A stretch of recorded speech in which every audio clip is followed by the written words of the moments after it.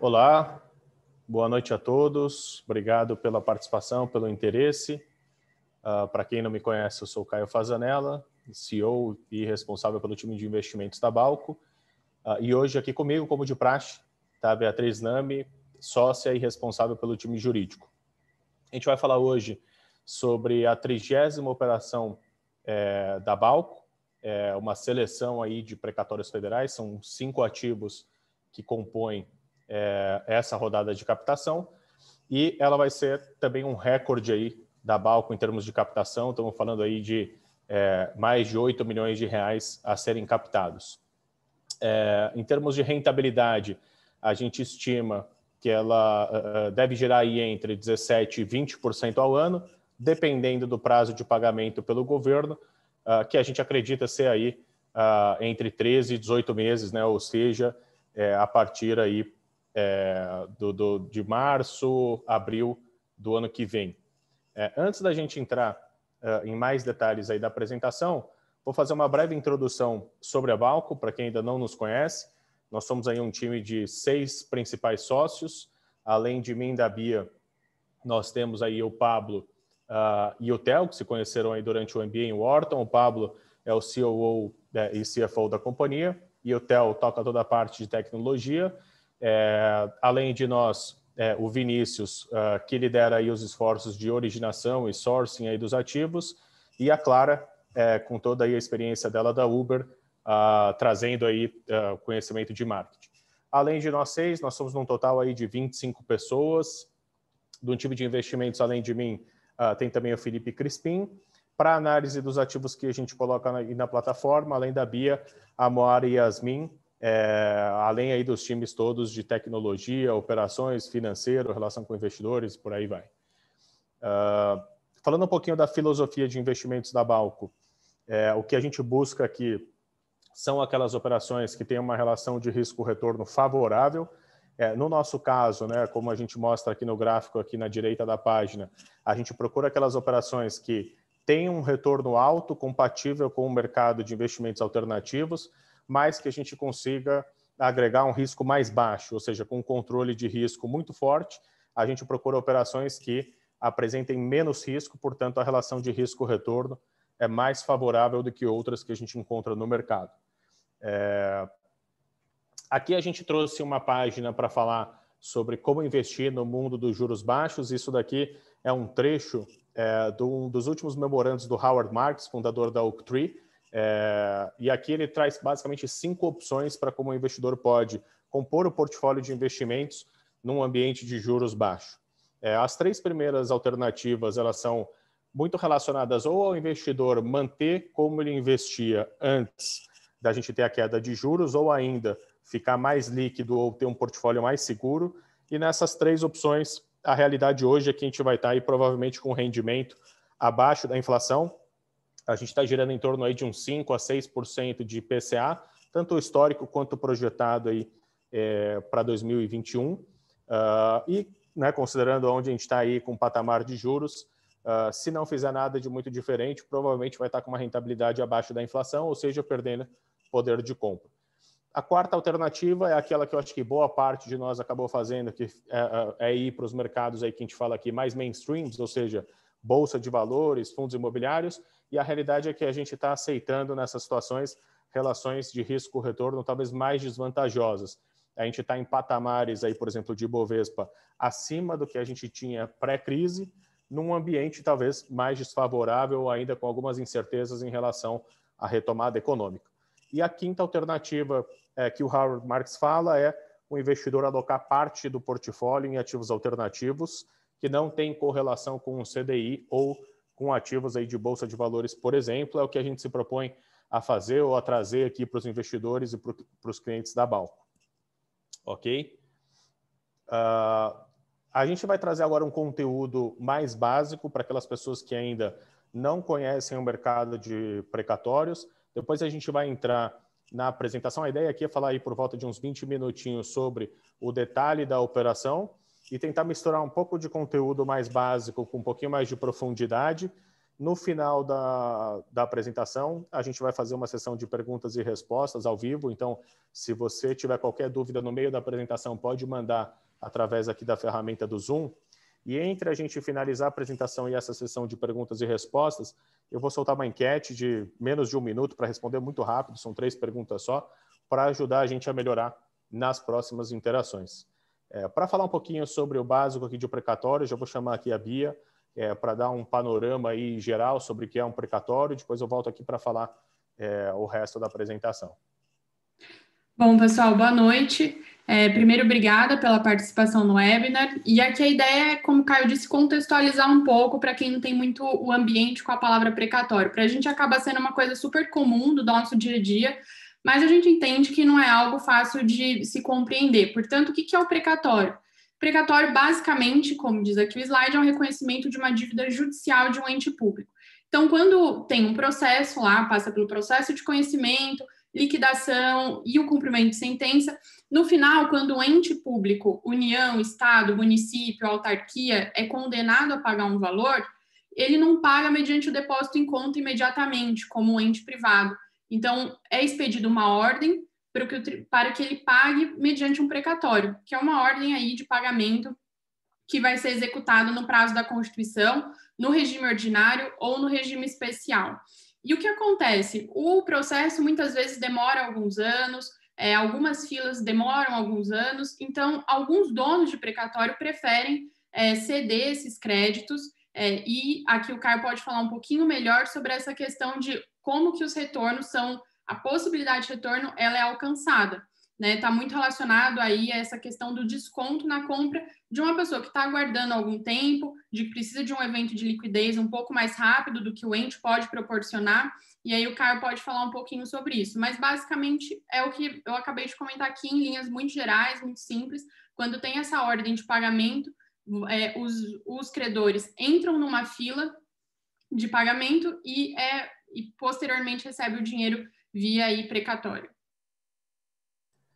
Falando um pouquinho aqui da dinâmica de como que a gente torna isso um produto de investimento, na prática o que acontece, né? Vamos dizer que um credor, aí, um beneficiário, ele tem um crédito a receber do governo de 100, né? Então, que nem a gente coloca aqui no gráficozinho, aqui na direita, a gente acaba adquirindo esse crédito com um deságio, né? E o vendedor, ele tem o benefício, vamos dizer, de receber isso à vista, na conta dele, não tem mais que pagar advogado, fazer acompanhamento, nada, então ele troca parte, né, do valor total pelo recebimento antecipado, e para o lado de quem está investindo, é isso que compõe o retorno principal aí na hora de receber do governo.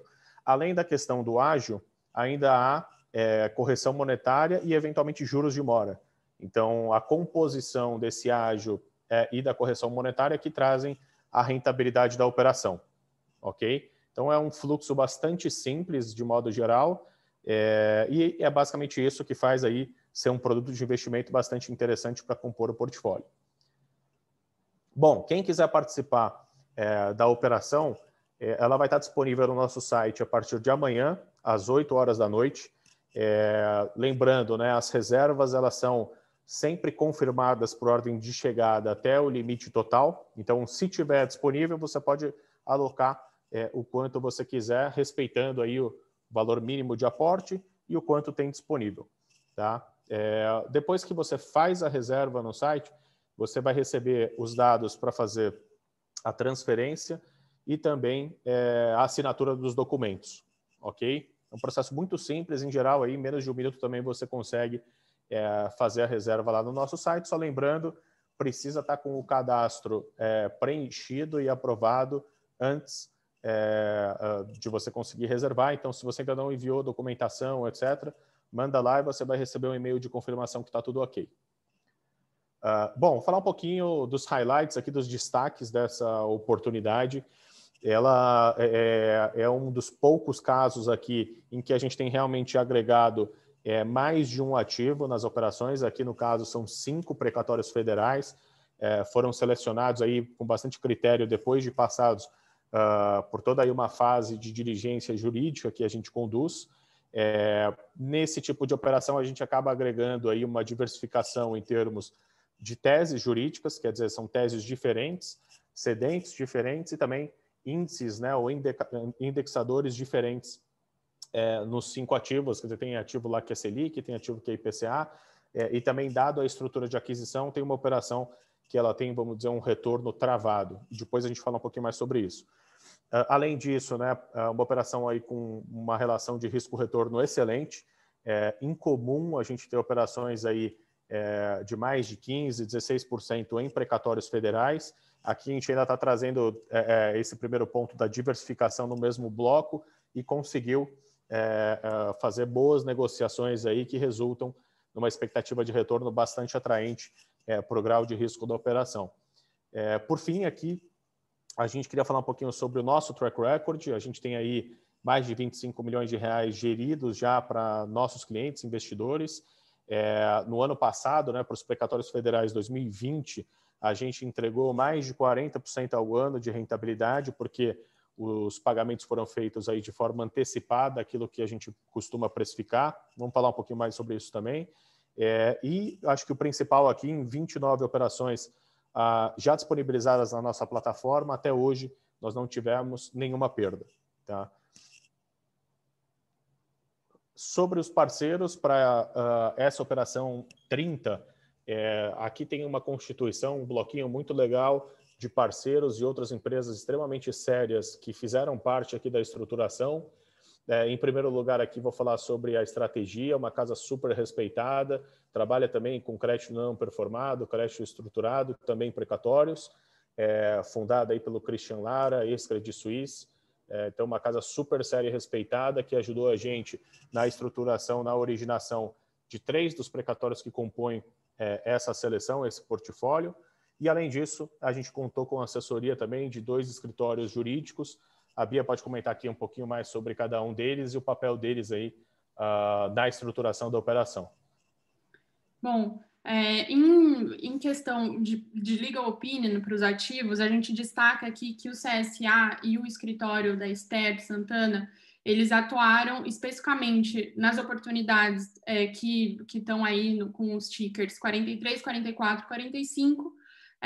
Portanto, eles tiveram um contato com todo o material, não apenas a diligência jurídica em relação ao processo, mas também em relação ao cedente. Então, foi feita uma análise ampla de certidões, de balancetes e coisas do gênero. Em relação à parte de assessoria tributária, aqui com a gente, de longa data, a Renata Novotny, do escritório Novotny. Então, ela atua aqui ajudando nas operações na parte tributária, no nosso planejamento, e também nos auxilia aí com os investidores para os guias que a gente envia todo começo de ano. Caio, se você quiser passar para o próximo, sim. Bom, falando um pouco da estrutura da operação, essa operação ela vai ser viabilizada da seguinte forma, né? A Balco vai prestar o serviço de comissária, é um contrato típico previsto no Código Civil, em que a Balco, mediante esse contrato de prestação de serviço como comissária, também recebe a ordem para que se compre aí dos nossos investidores, de quem quiser entrar nessa oportunidade, a ordem de compra específica em relação aos ativos que a gente vai apresentar nos próximos slides. Então, o contrato ele é assinado via ClickSign, tanto de comissária quanto o papel que a Balco desempenha como administradora do pool, também a gente tem um regulamento. Ambos são assinados via ClickSign, num procedimento bem rápido e simples. Os contratos também, antes de assinado e depois de assinado, eles ficam à disposição do nosso investidor, caso, enfim, que alguma consulta seja necessária. Mas, basicamente, é isso. O ativo ele é adquirido em nome da Balco, a conta e ordem do investidor. Ele passa essa ordem específica e a Balco adquire os créditos. Bom, em relação à tributação, como o ativo ele é adquirido em nome da Balco, porém com essa ordem de compra do credor, a tributação ela permanece sendo a mesma da que a gente falava nas outras operações.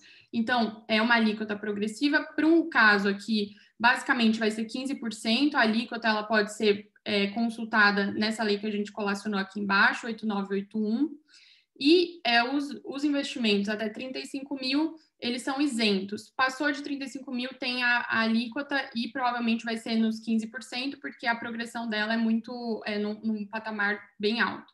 E a base de incidência é o ganho de capital.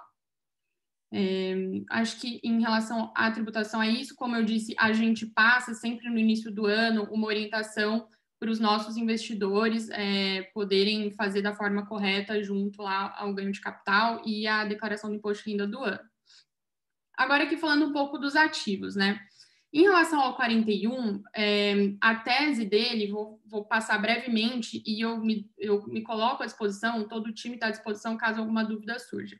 Então, foi feito um pedido de restituição de PIS/COFINS em que foi deferido de que, de fato, deveria ser restituído, porém, teve uma mora. Então, o pedido de restituição mais a correção gerou o precatório. Ele é uma tese tributária, portanto, a correção dele vai ser baseada na Selic. O orçamento, ele está inscrito aí para o orçamento de 22, a LOA deve sair em breve, mas o precatório, o ofício foi expedido e recebido pelo tribunal.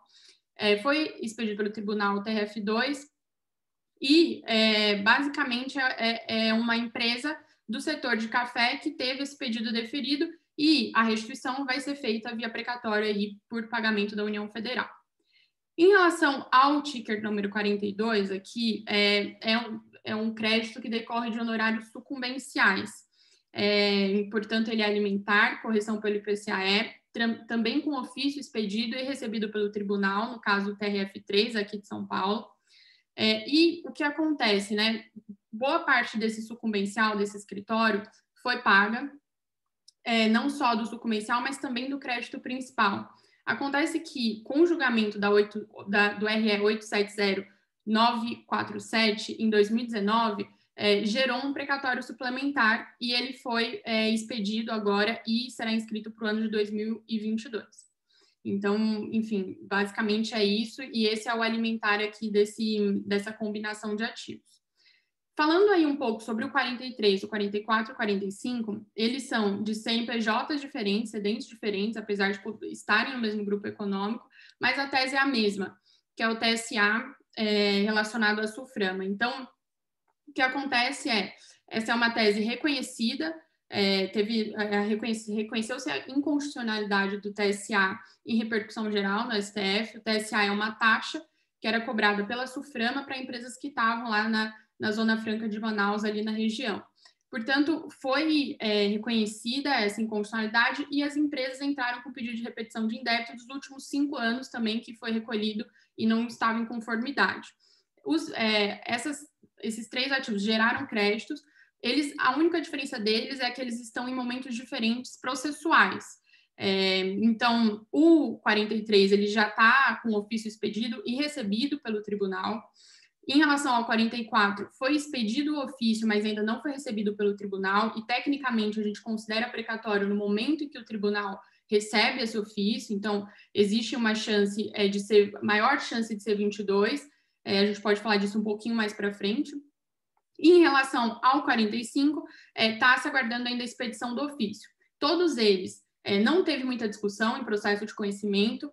A SUFRAMA, que é o ente devedor que compõe aí o bolo de pagamentos da União, conheceu e reconheceu os valores, então não existe discussão sobre o valor. E todos foram expedidos aí no TRF1, que é o Tribunal da Primeira Região, lá que, enfim, tem sede em Brasília. Caio, você quer falar um pouquinho aí sobre a estrutura de aquisição, mais especificamente sobre isso? Vamos lá, eu vou passar depois aqui alguns slides mais especificamente sobre cada um dos ativos, tá? Mas aqui a gente tem uma combinação entre operações que a gente tem previsto ou já adquiriu de forma à vista, ou que a gente chama aqui de earn-out.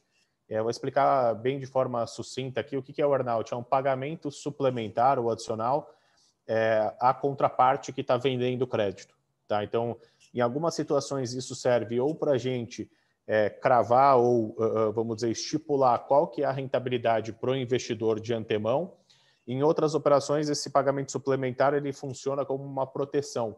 Eu vou dar um exemplo aqui. No último ticker, aqui no precatório 45, tem um risco aqui dele ser escorregado, vamos dizer assim, ou ser pago ou incluído no orçamento 23.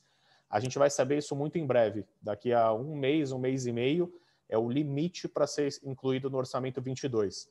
Então, a gente nessa estrutura vai receber o valor como se ele fosse para 2022, tá? O valor aí dos aportes. e caso ele não seja incluído em 22, a gente vai devolver para os investidores. Então, se ele for incluído no 22, a gente paga essa parcela adicional para quem está vendendo. Se não for incluído no 22, a gente devolve para o investidor. Isso é que eu chamo de proteção, caso ele acabe escorregando. Tá? Dois dos primeiros precatórios aqui, 41 e 42, eles já de fato foram adquiridos, formalizados, já estão comprados. E os outros 3 estão no que a gente chama aqui de closing, ou seja, estamos aí na parte de formalização. E brevemente aqui sobre o processo aí de estruturação e originação. Como eu falei, a estratégia aí participou da originação dos 3 últimos. Além disso, a gente contou aí com uma legal opinion externa do CSA também para aquisição desses 3 últimos. Tá? Em termos aí de composição, né, vamos dizer, o uso dos recursos aí, a gente está falando de uma captação total de 8,8 milhões, e aqui tem a quebra da aquisição dos ativos. Então, 7% para o 41, 12% para o 42, 46% para o 43, 16% para o 44, 45% aí com 13% e 6% do volume captado são custos. Tá? Nesses custos, a gente tem efetivamente os custos de transação mesmo, escritura pública, gastos logística e etc., além de comissões de terceiros e da própria comissão da Balco na operação. Ok?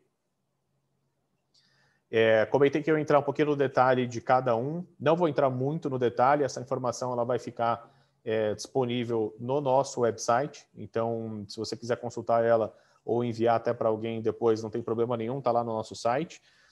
Mas vou explicar um pouquinho a dinâmica de cada um deles aqui por cima, sem entrar muito no detalhe aqui para não confundir. Então, no 41, a gente tem uma operação com earn-out, que a gente fala, cujo propósito dela foi proteger contra eventuais atrasos no pagamento do governo. Então, a gente teve um pagamento à vista um pouquinho menor, só que uma operação travada em 17% de rentabilidade.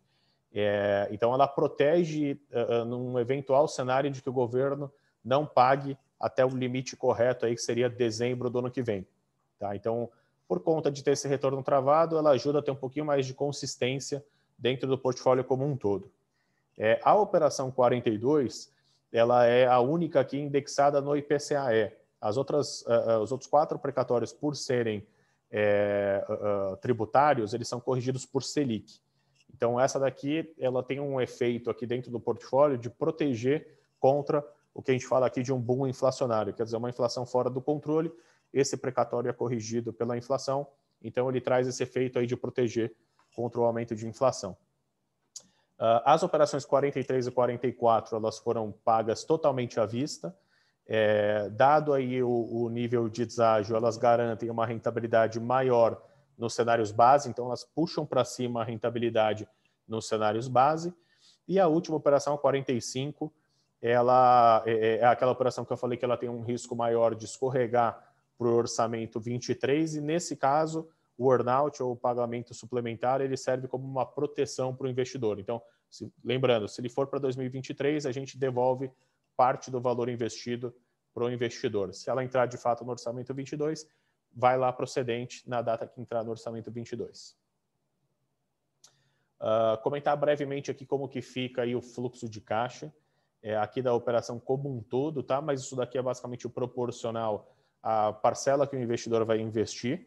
E a gente colocou aqui 2 cenários, né? O cenário que o último precatório que eu mencionei, o 45, de fato vira 2022, e um cenário que ele vai para 2023. Então, primeiro cenário, captação total, R$8.850.000, e a gente aqui considera que todos os precatórios são pagos no limite do que o governo teria aí de prazo, dezembro de 2022. Isso daqui resultaria em 17% de retorno e um múltiplo aí de investimento de 1,3 vezes, ou seja, 29% de rentabilidade total na operação. Historicamente, o governo tem pago dentro do primeiro semestre. Tá? A gente até teve aí participação numa live bastante interessante no final da semana passada com o BTG, Mansueto, etc., comentando sobre o procedimento do Tesouro para pagamento de precatórios. É uma despesa obrigatória, então não tem nenhum motivo para não ser pago ainda no primeiro semestre. É isso que tem acontecido aí nos anos anteriores. Ano passado, mesmo durante o Covid, os pagamentos foram feitos em junho, julho, e a gente teve os levantamentos em agosto. Tá? Então, aqui de forma, vamos dizer, conservadora, no cenário base, a gente considera sempre dezembro.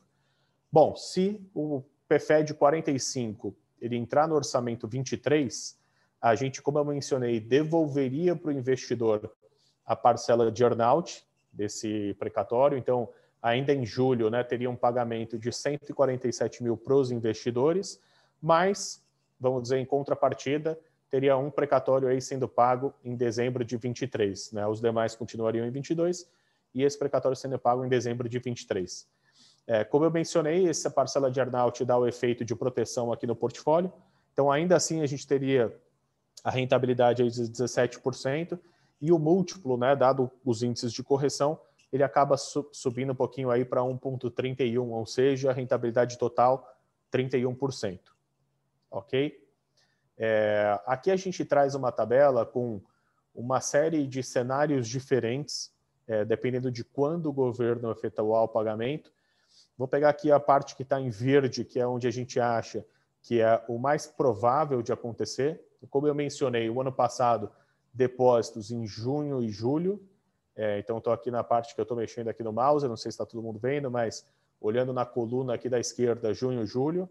E, geralmente, a gente consegue levantar ou dentro do mesmo mês ou com um mês de atraso.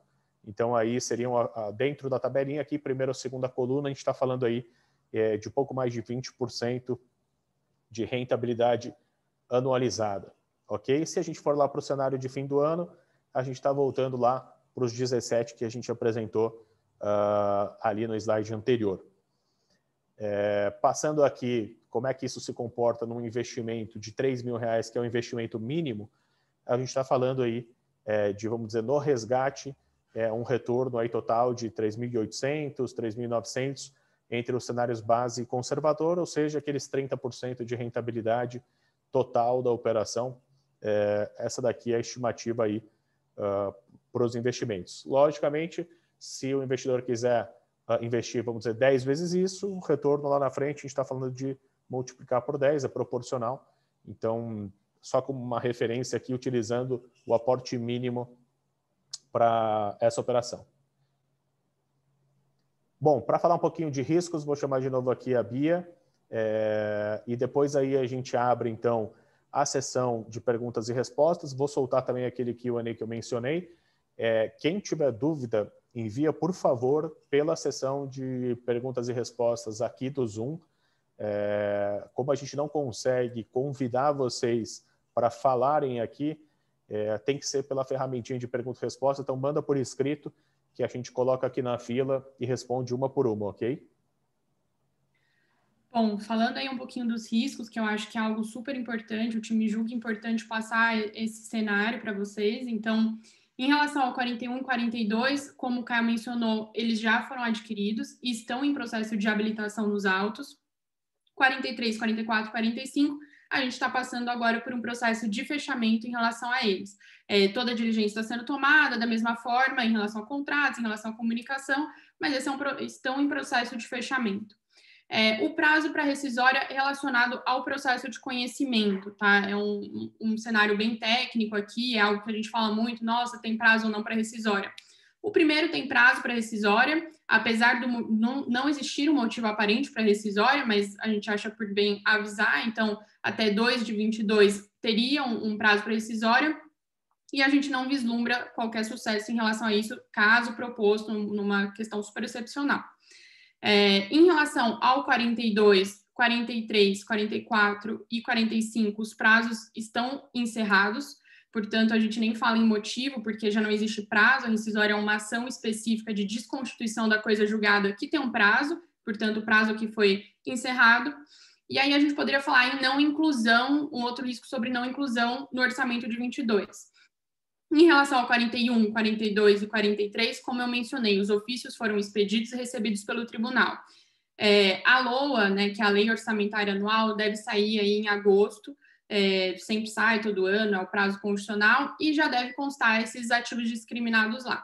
Em relação ao 44, como eu disse, o ofício foi expedido, porém ainda não recebido pelo tribunal. É um procedimento puramente administrativo, então a gente acha que existe sim o risco, porém ele é baixo. Em relação ao 45, o ofício ele sequer foi expedido, então o risco a gente já considera médio. Por quê? Qual que é o prazo para esse ofício ser expedido e recebido pelo tribunal?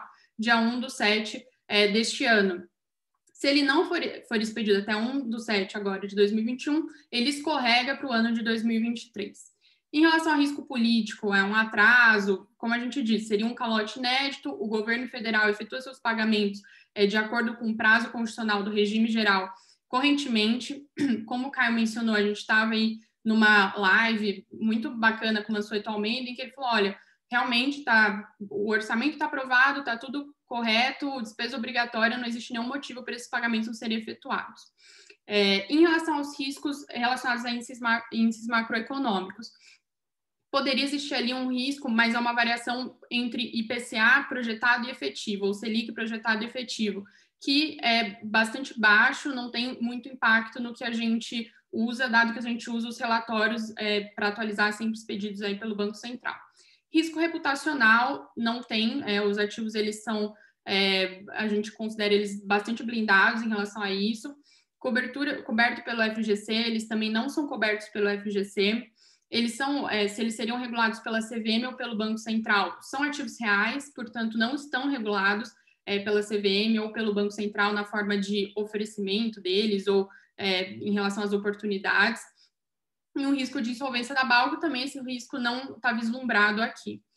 Outros riscos relevantes que a gente considera importante. Portanto, como o Caio bem disse, o pagamento, o retorno, ele está totalmente atrelado ao pagamento do governo, pelo ente federado, no caso a União, e a SUFRAMA, que é orçamento da União. Então, antes disso, é um ativo ilíquido, não há um mercado secundário líquido para ele, então, de fato, o investidor que entra nessa oportunidade, ele tem que esperar o pagamento aí do ente devedor, que a gente acredita que vai ser feito no ano corrente, conforme a determinação, pois nada nos indica o contrário nesse momento. Perfeito, boa, Bia. Pessoal, a gente recebeu aqui algumas perguntas, eu já vou responder. Vou começar a organizar aqui para a gente passar por todas elas, tá? Quem tiver mais dúvida, fica à vontade, pode ir mandando para a gente. Vou soltar aquela pesquisa rápida que eu mencionei. De novo, muito rápido aqui, menos de 1 minuto para responder. São só 3 perguntas, escolha única, tá? Então, vou soltar aqui. Se vocês puderem responder, com certeza vai ajudar bastante a gente a melhorar nas próximas interações aí com vocês, ok? Depois de 1 minutinho aqui, a gente volta aqui para responder as perguntas que vocês enviaram.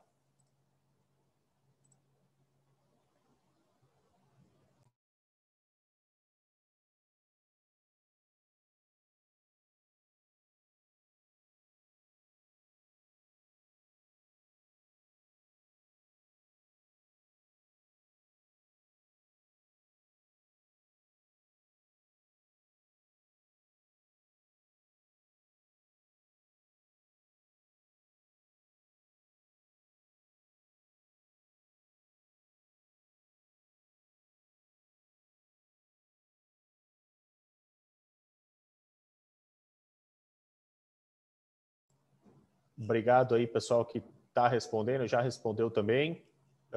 Vou partir aqui para as perguntas e, enfim, quem tiver perguntas aí pode enviar até durante aí, que a gente vai tentar responder todas, ok? A primeira pergunta que a gente tem, a ordem de pagamento segue o cronograma de cada precatório, o pagamento é feito integral e alinhado com a última data de pagamento. Tá, uma boa pergunta, Sandro. Na realidade, a gente repassa, né, os valores para os investidores conforme eles são disponibilizados e levantados, tá? Ou seja, o que eu quero dizer é, se por algum motivo, vamos dizer que a gente tenha pagamentos em datas diferentes, a gente disponibiliza conforme esses pagamentos forem sendo feitos pelo governo e estiverem disponibilizados, ok? Se todos eles forem orçamento 2022 e o levantamento for na mesma data, nesse caso, todos eles vão ficar disponíveis de uma vez só, ok? Se por algum motivo tiver pagamentos dispersos, a gente disponibiliza na ordem que eles forem, que estiverem disponíveis para a gente também, tá? Uma pergunta aqui do Tiago sobre a estrutura de earnout na página 17 se eu não me engano, é do segundo ali, né? 8% com ajuste de bônus que cai 1% a cada mês. Tiago, aqui é o seguinte, quando a gente fala aí de earn-out ou pagamento suplementar, a gente negocia geralmente 2 tipos de operações, tá? Uma que tem esse pagamento suplementar baseado numa taxa de retorno determinada, tá? Então, se exceder aquele retorno determinado, a gente repassa os valores para o cedente.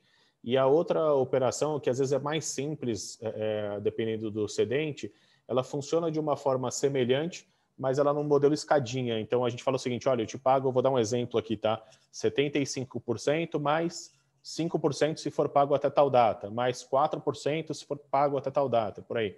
Então, muito na negociação com o cedente, no final das contas, ambas as estruturas, elas acabam tendo, vamos dizer, o mesmo efeito, tá? Então, é simplesmente uma questão de negociação para esse pagamento suplementar, ok? Outra pergunta, agora outro Thiago. A preferência para precatórios federais em detrimento a estaduais e municipais tem alguma relação com a percepção de risco da operação? Sem dúvida, tá, Thiago, tem sim. Como a gente mencionou, o governo federal, desde que a gente tem aí a Constituição em vigor, ele nunca atrasou os pagamentos. Então, dentro do ano de orçamento, né, esses pagamentos têm sido feitos corretamente, tá? O que não vamos dizer, a lógica aqui para estados e municípios, tá? Para a maior parte de estados e municípios. Vou só dar aqui exemplos que estão fáceis aqui na minha cabeça. São Paulo, a gente tem aí tanto o governo quanto o município pagando precatórios aí de 2003. Então, o orçamento 2003 estão sendo pagos agora, tá? Então, você tem aí muitos e muitos anos de atraso, tá? Tem outros estados que estão aí em situações complicadas, como, por exemplo, Minas Gerais, Rio Grande do Sul, talvez uma incógnita aí, Rio de Janeiro. Então, estados e municípios, realmente, a gente até coloca como um produto separado, tem operações de estados e municípios, porque tem situações que são muito boas, tá, de estados e municípios, mas tem que saber separar aquilo que pode ser um bom investimento daquilo que não pode, tá? Então, tem que ser muito, vamos dizer, mais cuidadoso na análise do estoque, da fila de pagamento, da capacidade de pagamento. Então, é um mercado que é bastante diferente, tá?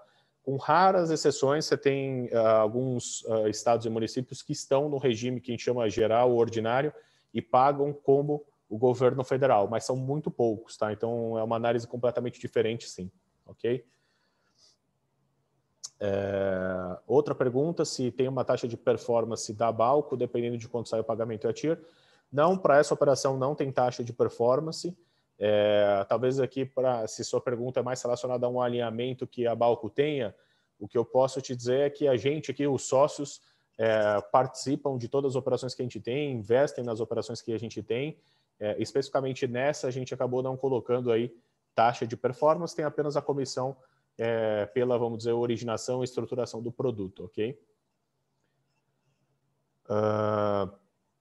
Uma pergunta aqui da Carolina. Qual é o risco do mesmo crédito já ter sido vendido a mais de uma pessoa e a Balco não conseguir se habilitar no processo? Uma excelente pergunta. Em geral, precatórios que são de pessoas físicas, a gente primeiro compra num veículo separado, próprio, espera habilitar e depois disponibiliza na nossa plataforma. Por quê? O risco, quando você tem um cedente pessoa física, ele é bem maior, tá? Como aqui a gente tem todos os cedentes como pessoas jurídicas, tá? Esse risco, vamos dizer, de uma dupla cessão, ele é bastante menor. Ou de uma, vamos dizer, falsidade na cessão, tá? E aí o que a gente faz adquire e peticiona no processo informando o juiz imediatamente depois que aquele crédito, né, ele realmente foi cedido. Tá? Quer complementar alguma coisa, Bia? Não, eu acho que é excelente pergunta mesmo, e a diligência atua nessa seara também. Então, nesse caso que o Caio mencionou, por ser pessoa jurídica, a gente checa poderes, vê se as pessoas que estão cedendo e assinando ali aquele ato têm poderes para fazer aquilo, ou se precisam assinar conjuntamente. Então, tudo isso é analisado de uma forma bem detida e cuidadosa aqui pelo time.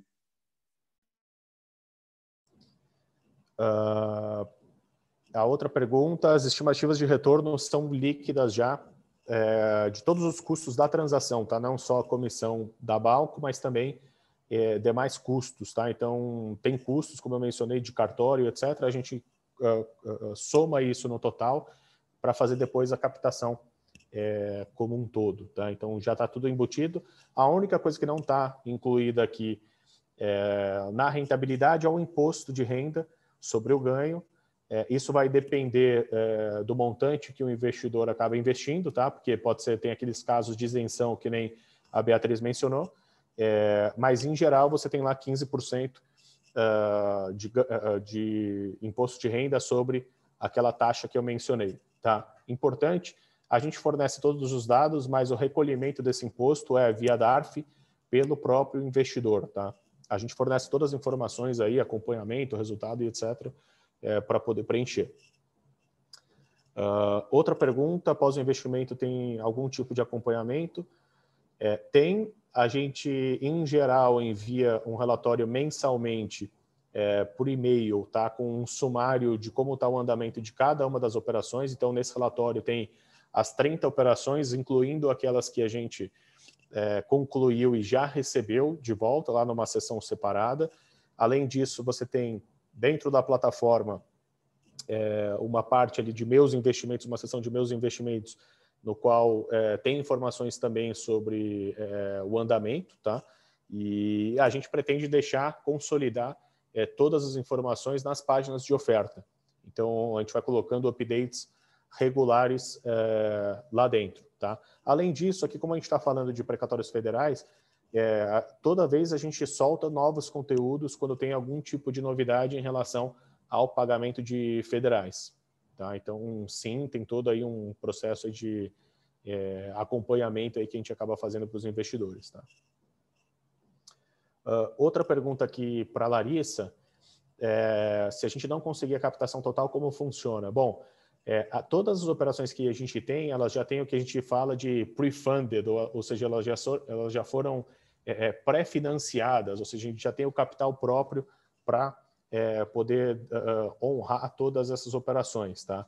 Então, a liquidação financeira, etc., não depende da nossa captação na plataforma, tá? Então, de qualquer forma, a operação ela passa a valer assim que o investidor reserva o montante que ele tem interesse. Até hoje, a gente nunca teve nenhum caso de não completar nenhum tipo de operação, mas como eu mencionei, a gente tem capital próprio para, e já inclusive parte dos ativos já foram adquiridos e pagos, ok?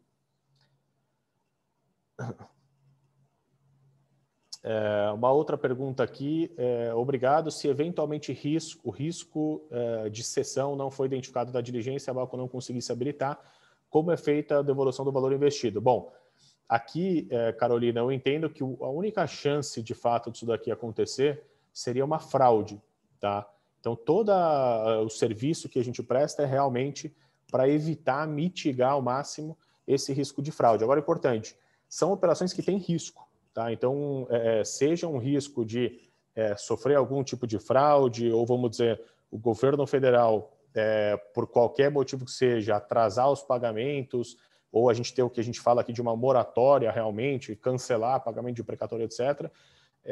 Isso acaba fazendo parte das operações. Como a gente fala aí no mercado financeiro, não tem free lunch, there's no free lunch, ou seja, a gente está falando aqui de rentabilidades que são altas, comparado aí com o que a gente tem hoje nos produtos tradicionais. A contrapartida são riscos. Então, é importante que o investidor esteja confortável com os riscos que a gente tem aqui. A gente procura ser o mais transparente possível para que as pessoas realmente entendam o produto. É um produto novo para a pessoa física, embora o institucional aí já invista há mais de 10 anos, mas é um produto novo para a pessoa física. Então, é importante estar ciente dos riscos e estar confortável.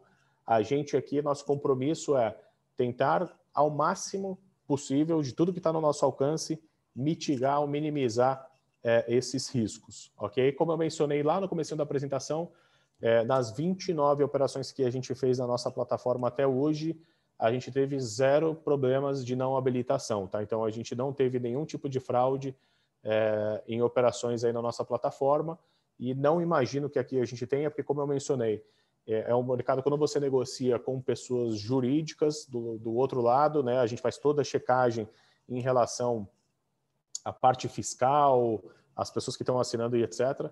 Então, eu não imagino aqui que a gente tenha esse tipo de problema, mas é um risco, vamos dizer, que o investidor sim está correndo. Ok? Outra pergunta, anos de 2019 e 2020, os precatórios foram pagos no primeiro semestre? Sim.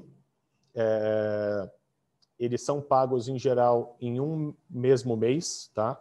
Então, 2020, como eu mencionei, junho e julho, foi um depósito só, agora não me lembro exatamente a data, e o levantamento foi feito em agosto, tá? Então, em agosto foi disponibilizado para os investidores. O que depende aqui, tá, Thiago, é o levantamento. Então, tem tribunal que o levantamento é mais rápido e tribunal um pouquinho mais lento, mas a diferença é de algumas semanas, tá? Não costuma ser um prazo muito diferente, mas, em geral, o governo deposita de uma vez só nas contas de todos os tribunais e aí passa o investidor vamos dizer, o processo que a gente faz aqui para o investidor é comunicar ao tribunal para fazer os levantamentos. Tá? Então, isso é feito em duas etapas. O governo deposita e depois você tem que, abre aspas, sacar ou levantar os recursos. Tá? Essa pergunta é boa, a última pergunta que a gente tem aqui, se ninguém enviar nenhuma outra, vou até passar aqui para a Beatriz falar um pouquinho. A pergunta é como é que é feita a due diligence? Tá, bom, como assim, a gente tem um time interno bastante capacitado para isso, então a due diligence ela passa não só pela análise do processo, desde a petição inicial, lá, a primeira folha, até a última folha. E a última folha aqui, ela corresponde aí o que foi perguntado sobre a questão da dupla sessão. Momentos antes da sessão, da gente assinar a escritura, apesar de todo o acompanhamento, a gente fica atualizando para ver se não vai ser comunicada nenhuma outra sessão. Então, assim, enfim, em termos processuais, analisado o processo exaustivamente inteiro, e em termos de cedente também a gente faz as pesquisas que são necessárias para entender cadeia societária, atos para poder ceder, ou se existem dívidas, se não existem dívidas. A due diligence ela é feita de forma muito criteriosa, com os melhores padrões aí que a gente conhece, e nesse caso, para os últimos 3 ativos, a gente contou também com uma legal opinion, que validou, inclusive o resultado da legal opinion de prosseguimento na operação. Uma coisa que eu acho importante destacar, para esses 5 créditos, eles derivam de processos que são eletrônicos. Portanto, a consulta é muito fácil, a gente consegue se atualizar muito fácil, diferente de autos físicos aí que tem alguma pendência para a gente conseguir cópias e tal. Então, a gente consegue ficar 24 horas atualizado em relação ao processo. Em linhas gerais, a due diligence é isso, mas é um processo bastante cuidadoso e até demorado aqui, um pouco extenso, para a gente não ficar tentar sanar o máximo de dúvidas possíveis em relação ao crédito e ao cedente, né? E ainda te respondendo, Thiago, quais são formas de você mitigar esse tipo de fraude, né? Uma delas, tá? Você faz a escritura pública, né, diretamente aí no cartório. Então, se houver uma outra escritura pública de cessão do mesmo ativo para aquela rede de cartórios daquela região, o cartório consegue identificar. E imediatamente depois, quando eu falo imediatamente, realmente imediatamente, ou seja, a gente pega a escritura e peticiona ela no processo eletrônico. Tá? Então, a gente consulta imediatamente antes da sessão no processo para ver se tem alguém que peticionou. Como não tem, a gente pega a nossa escritura, peticiona ela no processo e avisa, olha, tem um novo dono aqui para o juiz.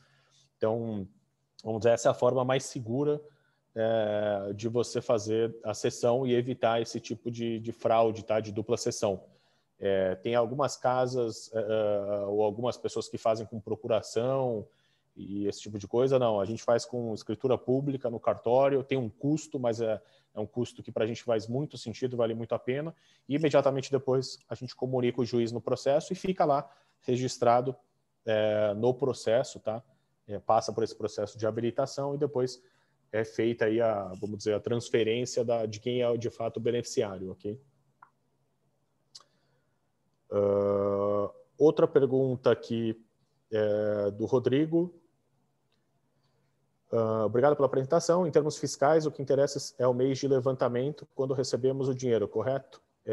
Só para tentar ficar abaixo do valor de isenção, exatamente quando, vamos dizer, do ponto de vista caixa aqui, recebimento caixa, tá? Então, é exatamente isso, tá? Conforme o dinheiro é repassado, e como eu expliquei, depende um pouquinho de tribunal para tribunal. Tá? Não necessariamente no mesmo mês, embora o depósito do governo federal seja de uma vez só. Outra pergunta, uma pergunta boa, dos 5 precatórios, apenas um tem natureza alimentar. Os demais são comuns. O calendário de federais, ele é igual tanto para os comuns quanto para os alimentares, tá? Então, para fins aí de federal, o pagamento é feito uma única vez para todos. Nos casos de estados e municípios, isso é uma informação importante, porque o alimentar tem preferência de pagamento. Então, vamos dizer que você tem o mesmo ano de orçamento, estou entrando aqui em outra operação, aí, vamos dizer, só como exemplo, tá? Mas nos casos de estaduais e municipais, dentro de um orçamento, se você tiver um alimentar, ele tem preferência de pagamento. Então, naqueles que estão em regime especial, que a gente chama, é melhor você estar com um alimentar. No caso do governo federal, alimentares e precatórios comuns são pagos de uma única vez dentro do mesmo ano de orçamento. Ok?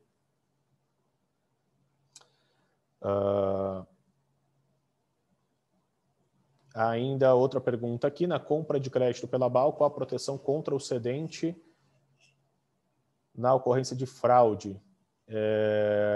Não sei se eu entendi muito bem a pergunta. Acho que sim. Talvez seja se ocorrer alguma fraude que acontece, é uma fraude, tá? Então, assim, como eu expliquei anteriormente, a gente faz de tudo para que esse tipo de situação não ocorra. Passa por um processo de diligência aqui bastante grande, tá? Não é rápido o processo que a gente faz. A quantidade de itens que a gente checa e informações que a gente pede dos cedentes. E como aqui, novamente, né, a gente está falando aí de 5 cedentes que são pessoas jurídicas, esse risco é bastante reduzido, tá? Em geral, créditos de pessoa física. Então, se o cedente for uma pessoa física, a gente primeiro compra, espera ser habilitado no processo, depois coloca na plataforma. Tá? Porque no mercado de pessoa física é mais comum e é mais fácil você ter esse tipo de fraude. No mercado de pessoa jurídica não né, até porque são pessoas representando a empresa, geralmente mais de uma pessoa assinando, diretores daquela empresa, então é uma possibilidade menor, ainda que ela exista e tenha que estar aí na análise de risco do investidor. Tá? Depois dos 35 mil de isenção, qual a próxima faixa de alíquota? São alguns milhões, tá? Então, até 25 mil reais, 35 mil, desculpa, de recebimento no mês é isento. Aí a alíquota é 15% até, acho que 2 milhões de reais, você tem esse número na cabeça? 2,5, e as alíquotas, enfim, estão disponíveis na Lei 8981. Posso mandar aí para o investidor que perguntou especificamente quando são as alíquotas, mas a impressão que eu me lembro, acho que sobe para 22,5 quando, enfim, ultrapassa 17 o é uma valor. escadinha invertida com a de renda fixa, ela é 15%, Exato, depois 17,5%, 20%, 22,5%. Só que a faixa dos 17,5 já é na casa de alguns milhões de investimento, de ganho de capital, tá? Mas é uma boa pergunta aqui, acho que deixa a gente checar e a gente pode responder depois. Outra pergunta, né? A pergunta se essa operação especificamente ela pode ocorrer no mesmo mês de outros precatórios federais, já adquiridos anteriormente aqui com a Balco. Sem dúvida, tá? Se forem precatórios 2022, como eu mencionei, o governo federal ele paga de uma vez os precatórios do mesmo orçamento, tá? Então, tem uma grande possibilidade, sim, dos precatórios 2022 serem pagos uma única vez, tá? Para quem comprou com a gente o precatórios 2021, não vai ter esse risco, porque os 21 a gente espera que sejam pagos aí, possivelmente aí daqui a 2, 3 meses, vamos dizer, no cenário mais conservador até dezembro, mas nos próximos meses. Os 22, volta a lógica lá para 2022. Tá? Então, se você está pensando aí na questão de isenção, coloca na conta que todos os 22 devem ser pagos de uma única vez. Caio, só para atualizar aqui, então é 15% até 5, se não ultrapassar 5 milhões. Depois a próxima faixa enfim, até 10, e posteriormente subindo aí de 10 para 30, e a gente tem essa escadinha que você mencionou de 15, 17,5, 20 e os 22,5. As faixas são bem altas. Até o comentário aqui, é muita grana, essa é a faixa de imposto de renda para ganho de capital, e geralmente aí é mais comum quando você tem investimentos, por exemplo, imobiliários. Então você tem um imóvel que valorizou muito, o custo de aquisição era super baixo, e aí você tem essa tabela progressiva. É a mesma aí para imóveis e outros bens reais, tá? Ok? Pessoal, a gente propositalmente aí deixa um dia entre o final do webinar e a abertura da rodada para que quem ficou com dúvida possa enviar aí para a gente. Então, a gente está à disposição aí durante o dia de amanhã inteiro, tá? E entre em contato aí da forma que você preferir, pode ser por e-mail, tem o nosso WhatsApp aqui na página ou no nosso site também, ou liga para a gente também, se preferir. Às 8 horas da noite, pontualmente, abre, tá, a operação. E, como eu mencionei antes, até a gente ter o montante total distribuído, você pode ir lá e investir. E depois, obviamente, também, se tiver qualquer tipo de dúvida, avisa a gente também. Tá ok? Queria agradecer a todo mundo aí que participou. Obrigado pelas perguntas. Obrigado para quem respondeu também o nosso enquete. E espero vocês aí até amanhã. Obrigada, boa noite, pessoal.